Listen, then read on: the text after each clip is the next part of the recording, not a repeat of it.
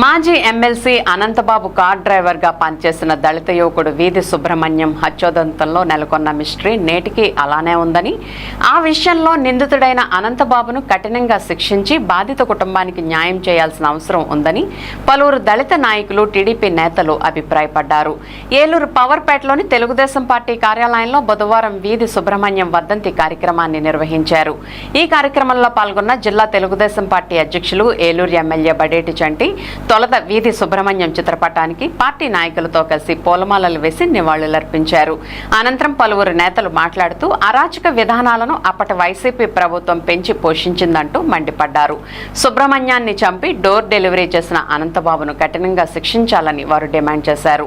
కార్యక్రమంలో ఏపీ మాలల్ finance corporation director Dasari Anjaneyulu, ఇడా chairman Peddaboina Sivaprasad, AMC chairman Mamillapalli Parthasarathi, TDP నగర అధ్యక్షులు చోడే వెంకటరత్నం, కార్యదర్శి రెడ్డి నాగరాజు, కోఆప్షన్ సభ్యుల ఎస్ఎంఆర్ పెదబాబు, ఎస్సీ ఎస్టీ జిల్లా monitoring cell director Doddigarla Subha Mallik, Telugu Desam party SC cell అధ్యక్షులు పెద్దాడ వెంకటరమణ, కార్యదర్శి మెలిపాక వెంకన్న, తెలుగుదేశం పార్టీ జిల్లా క్రిస్టియన్ సెల్ అధ్యక్షులు Junju Moses, BSNL advisory board committee member Lankapalli Manikyala Rao, corporator Devarakonda Srinivasa Rao, నాయకులు జాలా బాలాజీ, తంగిరాల సురేష్, చౌటుపల్లి శ్రీనివాస్, కందుల రమేష్, వేముల రంగమ్మ, శ్రీకాకుళం రమేష్, కడిమి యోహాను, జ్యోతి, వేల్పుల అరుణ తదితరులు పాల్గొన్నారు. ప్రభుత్వంలో 5 సంవత్సరాల్లో వైఎస్ఆర్సీపీ ప్రభుత్వంలో కులమతాలకు తేడా లేకుండా దాడులు, మర్డర్లు, దానిలో భాగంగానే మరి అనంతబాబు గారు వైసీపీ ఎమ్మెల్సీగా ఉన్న ఆయన డ్రైవరు వీధి సుబ్రహ్మణ్యాన్ని హత్య చేసి డోర్ డెలివరీ చేసిన వ్యక్తి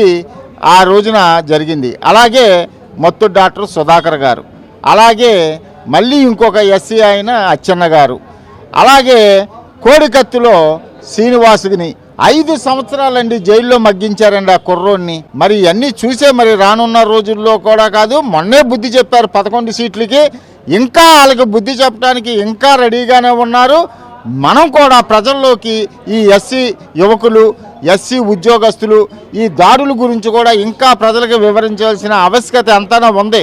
ఎస్సీ సోదరులు, ఎస్సీ కుటుంబ సభ్యులు అందరూ కూడా ఇదంతా కూడా ప్రతిపక్ష పార్టీ వైఎస్ఆర్సీపీ పార్టీ దారుణమైందని చెప్పేసి అని ప్రజల్లోకి తీసుకెళ్లాలని కోరుకుంటున్నాను. అనంతబాబు యొక్క డ్రైవర్ని మరి ఒక రాజ్యాధికారంలో ఎమ్మెల్సీ పదవిలో ఉన్నటువంటి రాజ్యాంగ పదవిలో ఉన్నటువంటి వ్యక్తి మరి తన యొక్క డ్రైవర్ని హత్య చేసి స్వయంగా ఇంటికి తీసుకొచ్చి మీరు వాళ్ళకి అప్పచెప్పి సమాధి చేసుకోండి అని చెప్పేంత ధైర్యం ఒక జగన్మోహన్ రెడ్డి వల్ల కలిగింది.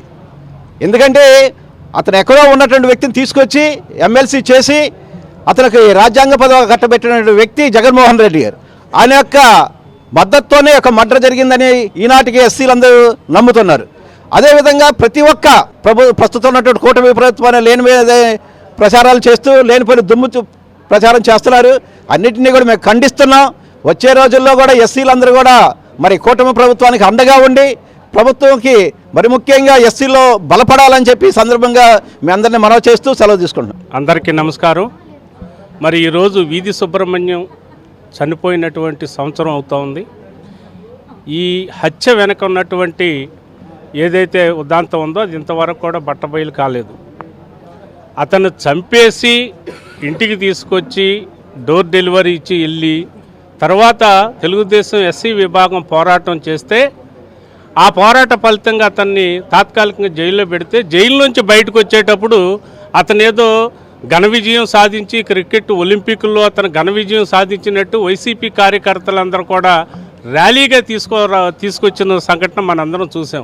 ఇవాళకి కూడా వైసీపీ నాయకులు అతను అనుక్షణం కాపాడుతూ ఆయన ఏదో జ్యోతుల్ నెహ్రూ గారు చుట్టమని, జ్యోతుల్ నెహ్రూ గారు కాపాడుతున్నాడని రకరకాల వదంతులు పుట్టిస్తున్నారు. వాళ్ళకి మాకు సంబంధం లేదు.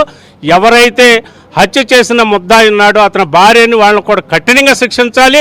దీనికి తోడ్పడినటువంటి జగన్మోహన్ రెడ్డిని కూడా దీంట్లో ముద్దాయిని చేసి కఠిన శిక్ష విధించాలని చెప్పి మేము ఈరోజు ఎమ్మెల్యే గారి ఏలూరు ఎమ్మెల్యే గారి కార్యాలయంలో మేము అందరం కూడా ఎస్సీ నాయకులందరూ డిమాండ్ చేస్తున్నాం.